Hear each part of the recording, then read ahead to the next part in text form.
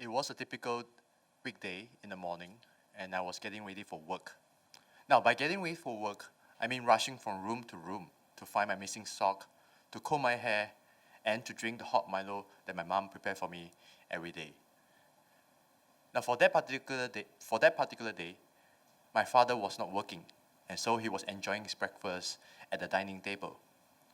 Now, as I was swallowing my hot Milo, I stole a glance at my father from the corner of my eyes, and I realized something that I haven't noticed about him before.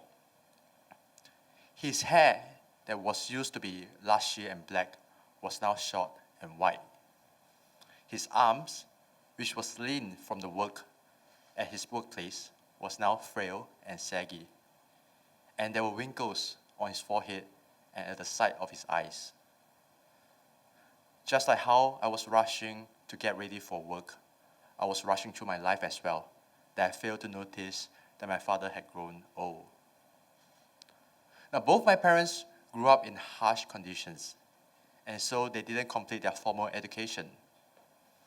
The only work they could find was in the factories and construction sites. Naturally, when I was born, they want the best for me so that I won't suffer like they did. I remember I told my mom when I was a boy that when I grew up, I want to be an archaeologist. And her response was that, ah boy, here in Singapore, archaeologists cannot make money one. It's best you work in a bank or be a lawyer. Despite the unsupportive comments, it came from kind intention. Now, I grew up in a typical Asian family, and in my home, we use comments as a form of affection, unlike other families where they say, I love you, or physical touch. Sometimes these comments can be hurtful, such as, are you sure you want to do it or not? See, I told you you can't do it one. But then, when trouble arises, they will rise up to action to help each other. In 2015, I made some stupid mistakes and I got into a financial debt. Back then, I don't want to trouble my family members, so I didn't tell them anything about it. But when shit hits the fan, I have no choice but to tell them the situation I was in. I remember this happened in the living room, and when I told my dad about my situation, he got up from the sofa and walked into the room. I thought he was disappointed in me. I was disappointed in myself as well. But after a few moments, he came out of the room and he handed me a stack of cash. Now, I know for a fact that he doesn't have a lot of savings, and nobody keep cash in their bedroom. So this money must be meant for other purposes, right? So I rejected him. I said, "Pa, I cannot take your money. This money is too much. What if I can't pay you back?" And then he said this to me. He said, "You are my son.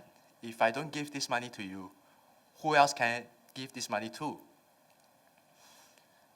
I accepted the cash on that day, and then I cried in my room for the rest of the day. I am the eldest son in the family. I'm supposed to bring them out on a vacation with all expenses paid. Sometimes bring them out for a nice meal. Supposed to take care of them. But at that moment, I was taking money from my father. So I vowed that I would never take money from him again. And I went on to seek courses and workshops to upgrade myself.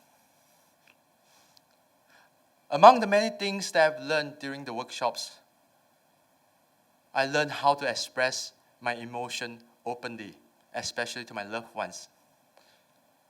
So 3 years ago, I hugged both my parents willingly. The first time was because my teacher asked me to.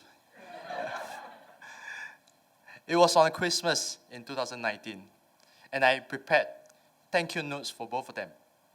So as I passed my thank you note to my father, I stepped forward and hugged him. And he stood there. And he stood there while my mom was laughing away. And then she did the same thing as well when I handed her the thank you notes and hugged her as well.